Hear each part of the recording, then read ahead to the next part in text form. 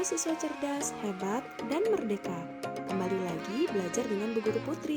Yuk siapkan buku dan alat tulis, catatlah hal-hal penting di bukumu.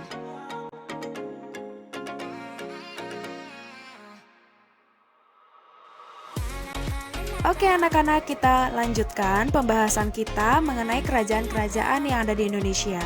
Kerajaan selanjutnya yaitu kerajaan yang bercorak Hindu. Di antaranya ada Kerajaan Kutai, Kerajaan Tarumanegara, Kerajaan Kediri, Kerajaan Singasari, dan Kerajaan Majapahit.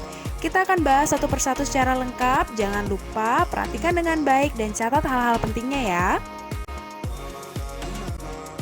Oke, kita bahas yang pertama yaitu Kerajaan Kutai. Kerajaan ini berdiri pada tahun 400 Masehi. Letak kerajaan Kutai ini berada di daerah Muara Kaman di tepi Sungai Mahakam, Kalimantan Timur. Letak geografisnya yaitu berada pada jalur perdagangan antara Cina dan India.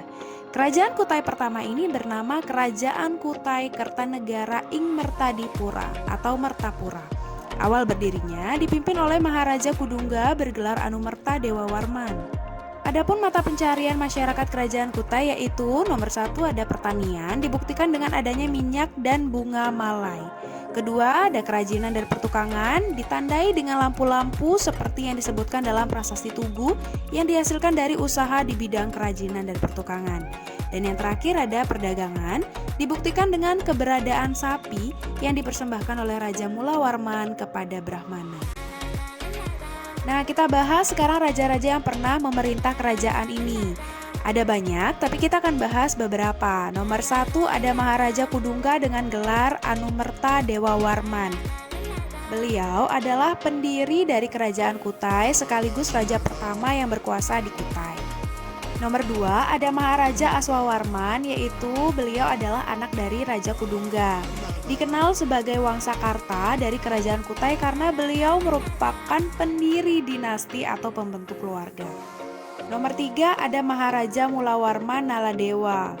Nah, raja ini adalah raja yang terkenal pada masanya karena kenaikan tahta dari Mulawarman ini dibuktikan dengan pemberian 20.000 ekor sapi kepada Brahmana yang mentasbihkan Mulawarman sebagai raja. Selain itu, ia juga disebut sebagai raja yang sangat dermawan sehingga rakyatnya hidup tentram dan damai.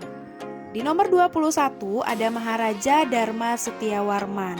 Keruntuhan masa kerajaan Kutai Mertapura terjadi pada masa pemerintahan beliau akibat dari peperangannya dengan Raja Kutai Kertanegara. Oke, selanjutnya kita akan bahas peninggalan-peninggalan dari kerajaan Kutai. Yang pertama ada Prasasti Yupa Bertiang 7, Kelambu Kuning, Ketopong Sultan, Kalung Siwa, Kura-kura Emas, dan Arca Bulus Pedang Sultan Kutai. Di sana sudah ada gambarnya di layar, kalian bisa lihat ya. Dan adapun runtuhnya kerajaan Kutai ini disebabkan oleh saat Raja Kerajaan Kutai terakhir yang bernama Maharaja Dharma Setia tewas di tangan Raja Kutai Kertanegara ke-13 yaitu Aji Pangeran Anum Panji Mendapa. Kerajaan Kutai Kertanegara selanjutnya menjadi kerajaan Islam yang bernama Kesultanan Kutai Kertanegara. Oke, selanjutnya kita akan bahas Tarumanegara. Nah, kerajaan Tarumanegara ini berada di Jawa Barat yang berdiri pada tahun 450 Masehi. Tepatnya berada di tepi Sungai Cisadane yang saat ini merupakan wilayah Banten. Nah, berdasarkan naskah Wangsakerta, Tarumanegara didirikan oleh Raja Diraja Guru Jaya Singawarman pada tahun 358. Nah, Raja Diraja Guru ini merupakan seorang maharesi atau pendeta dari Salankayana di India. Beliau mengungsi ke Nusantara karena kerajaan tempat asalnya ditaklukkan oleh Kerajaan Magadha. Adapun beberapa agama yang dianut oleh masyarakat dari kerajaan Tarumanegara, yaitu nomor 1 ada agama Hindu seperti yang dianut oleh Purnawarman. Kedua, agama Buddha meskipun hanya sedikit. Dan yang ketiga ada penganut animisme dan dinamisme. Anak-anak tahu tidak apa itu penganut animisme dan dinamisme? Yang tahu jawabannya bisa ditulis di kolom komentar ya. Selanjutnya ada pun mata pencarian dari masyarakat kerajaan Tarumanegara, yaitu 1 ada yang menjadi pedagang, dibuktikan dengan barang-barang yang diperdagangkan antara lain adalah beras dan kayu jati. Kedua ada di bidang pertanian Dan yang ketiga yaitu peternakan dibuktikan dari Raja Purnawarman yang memberikan 1000 ekor sapi kepada para Brahmana waktu itu. Baik, kita akan bahas raja-raja yang pernah memerintah kerajaan ini. Yang pertama ada Jaya Singawarman atau Ratu Sanjaya. Beliau adalah raja pertama sekaligus pendiri dari kerajaan ini. Yang ketiga ada Purnawarman. Beliau dipercaya oleh rakyatnya sebagai titisan Dewa Wisnu karena ia berhasil membangun sungai Gomati yang mencegah banjir dan menenggelamkan kerajaan Tarumanegara. Ia juga memperluas kekuasaan dengan menaklukkan raja-raja kecil di Jawa Barat. Raja Purnawarman juga memberi 1000 ekor sapi kepada para Brahmana seperti yang tertera pada Prasasti Tugu. Selanjutnya di nomor 12 ada Linggawarman. Beliau adalah raja terakhir dari Tarumanegara yang tidak memiliki putra, tetapi ia memiliki 2 orang putri. Selanjutnya kita bahas apa saja peninggalan-peninggalan dari kerajaan Tarumanegara. Yang pertama ada Prasasti Ciareten, Prasasti Jambu, Prasasti Pasir Awi, Prasasti Kebun Kopi, Prasasti Muara Cianten, Prasasti Tugu, Prasasti Lebak, dan Situs Pasir Angin. Nah, gambarnya sudah ada di layar, kalian bisa lihat ya. Nah, adapun penyebab runtuhnya kerajaan ini, pada masa pemerintahan Raja Sudawarman muncul pesaing kerajaan Tarumanegara yaitu Kerajaan Galuh. Dan kerajaan terakhir dari kerajaan Tarumanegara adalah Linggawarman, yaitu raja ke-12 yang tidak memiliki putra, tetapi ia memiliki 2 orang putri.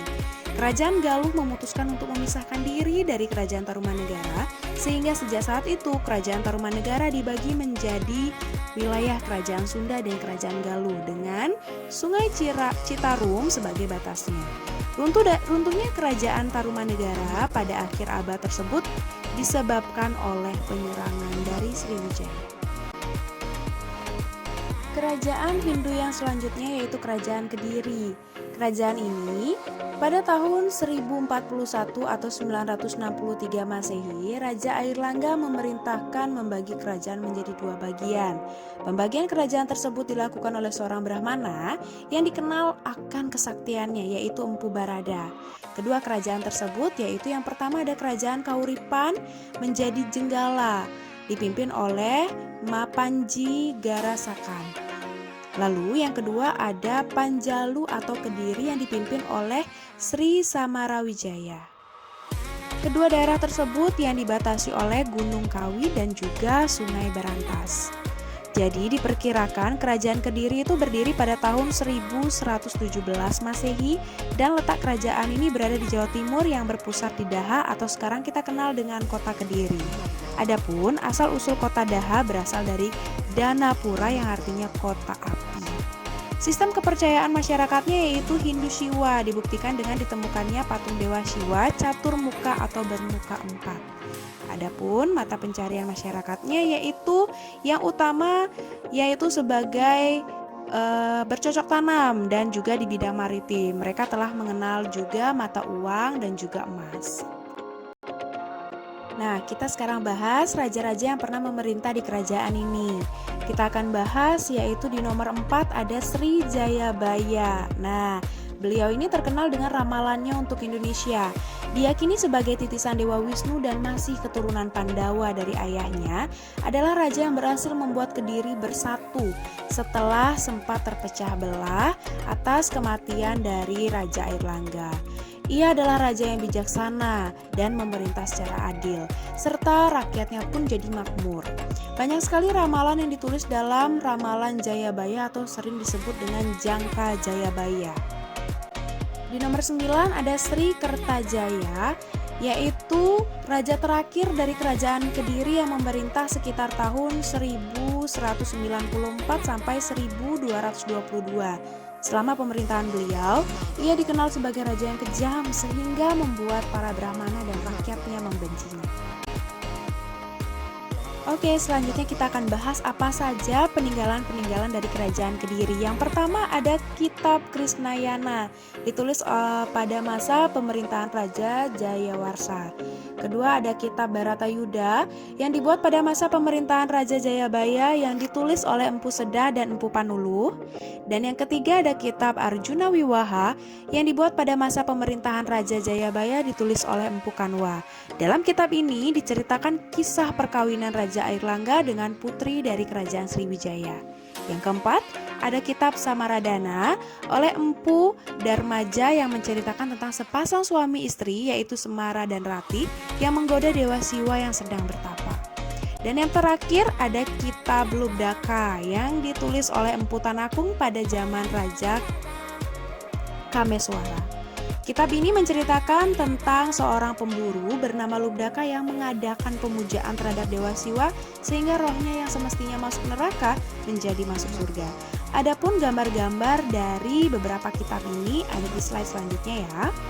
Adapun runtuhnya kerajaan diakibatkan karena perselisihan antara Raja Kertajaya dengan kaum Brahmana. Kaum Brahmana tersebut meminta pertolongan dari seorang yang bernama Ken Arok, dan Ken Arok ini merupakan pemimpin dari daerah Tumapel yang sangat ingin memisahkan diri dari Kerajaan Kediri. Nah, inilah kitab-kitab dari peninggalan Kerajaan Kediri. Di gambar pertama itu adalah Kitab Krisnayana, yang kedua adalah Kitab Bharatayuda, yang ketiga Kitab Arjuna Wiwaha, yang keempat Kitab Samaradana, dan yang terakhir adalah Kitab Lubdaka. Selanjutnya kita akan bahas Singasari. Letak kerajaan ini diperkirakan berada di sekitar Supit Urang, yakni lahan di sekitar pertemuan antara Sungai Brantas dan Sungai Bango. Kata Supit Urang karena berbentuk seperti supit udang. Nah, kerajaan ini berdiri pada tahun 1222 Masehi. Ken Arok pada mulanya berasal dari sebuah desa kecil yakni Singasari yang termasuk wilayah Tumapel. Ia adalah anak buah dari Tunggul Ametung, penguasa di Tumapel. Namun, ia membunuh Tunggul Ametung karena jatuh cinta pada istrinya yakni Ken Dedes. Kemudian mendirikan sebuah kerajaan yang kemudian dikenal dengan sebutan Singosari. Adapun sistem kepercayaan dari masyarakat-masyarakatnya yaitu sakatisme antara agama Hindu dan Buddha, dan melahirkan agama Siwa Buddha. Pemimpinnya diberi jabatan Dharma Dyaksa, sedangkan Kertanegara menganut agama Buddha Mahayana dengan menjalankan upacara keagamaan secara pesta pora sampai mabuk untuk mencapai kesempurnaan. Dalam hal ini Kertanegara menyebut dirinya Cangkandara atau pemimpin dari semua agama. Oke, adapun kegiatan ekonominya, wilayah Singosari terdapat dua sungai besar yakni Bengawan Solo dan Kali Brantas yang dimanfaatkan untuk mengairi lahan pertanian dan lalu lintas perdagangan air. Nah, ini adalah gambar ilustrasi dari Supit Urang, di mana Supit Urang ini dijadikan sebagai teknik pertempuran pada perang Bharatayuda dalam kisah Mahabharata dan juga digunakan oleh PB Sudirman, pahlawan kita saat perang melawan sekutu di Palaga Ambarawa. Oke, sekarang kita bahas tentang raja-raja yang pernah memerintah Kerajaan Singosari. Di sini ada dua versi, yaitu versi Pararaton dan juga versi Negara Kertagama. Kita bahas yang sama yaitu di nomor 5, yaitu Kertanegara. Raja Kertanegara terkenal dengan gagasannya yaitu Cakrawala Mandala Dwipantara, yakni ekspedisi Pamalayu. Tujuan adanya ekspedisi ini karena Raja Kertanegara ingin memperluas daerah kekuasaannya hingga meliputi seluruh pulau-pulau di wilayah Nusantara. Selanjutnya yang kita bahas adalah peninggalan dari Kerajaan Singosari. Yang pertama ada Prasasti Mula Malurung, Prasasti Singosari, Prasasti Wurare, Arca Amongapasa, serta Kitab Pararaton yang ditulis oleh beberapa pujangga.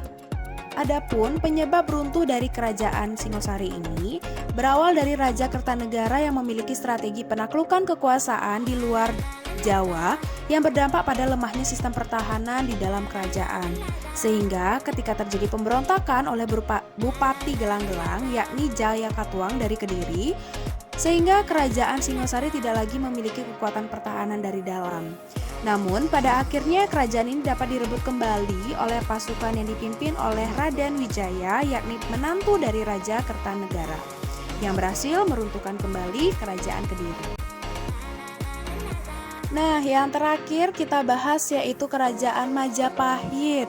Kerajaan Majapahit ini dibangun di atas hutan terik sekitar tepi Sungai Brantas. Nah, dalam Kekawi Negara Kertagama disebutkan pengaruh Kerajaan Majapahit ini sangat luas, meliputi hampir seluruh negara Indonesia sekarang.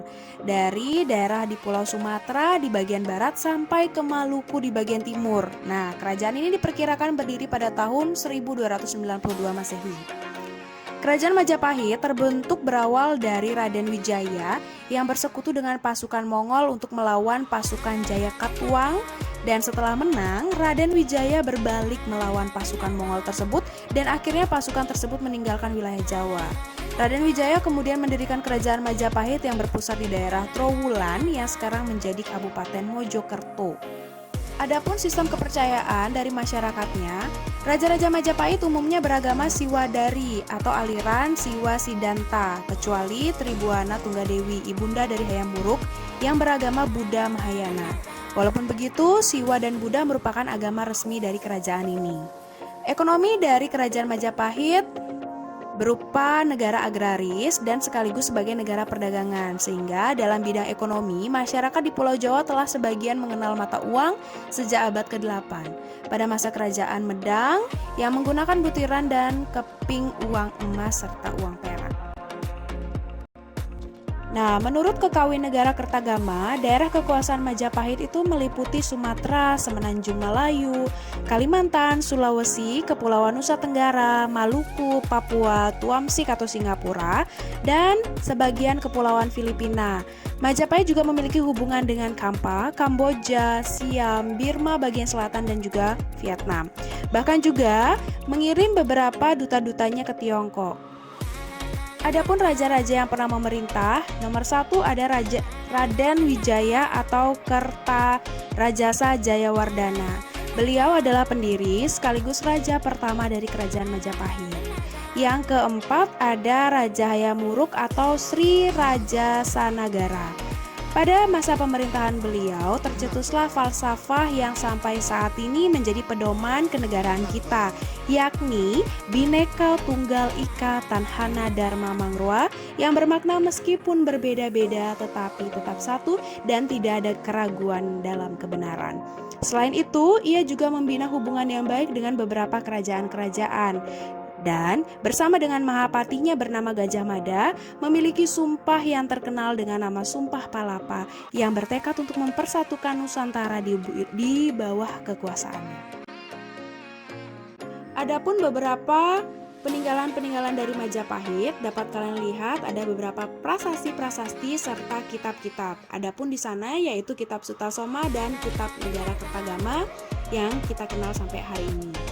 Adapun penyebab runtuhnya kerajaan, yang pertama akibat konflik perebutan tahta dari pewaris Hayam Wuruk yaitu Putri Mahkota Kusumawardhani dengan suaminya yaitu Pangeran Wikramawardhana dengan putra dari Selir yaitu Wirabumi. Yang kedua, daerah jajahan Majapahit mulai melepaskan diri, dan yang ketiga adanya nepotisme. Dan yang terakhir, kelemahan pemerintah pusat menyebabkan perekonomian dan perdagangan diambil alih oleh para pedagang Melayu dan Islam. Wah, sudah belajar banyak ya hari ini? Yuk taruh gadgetmu dan baca kembali catatan yang kamu buat. Belajar happy, prestasi menghampiri. Sampai jumpa di pembelajaran selanjutnya.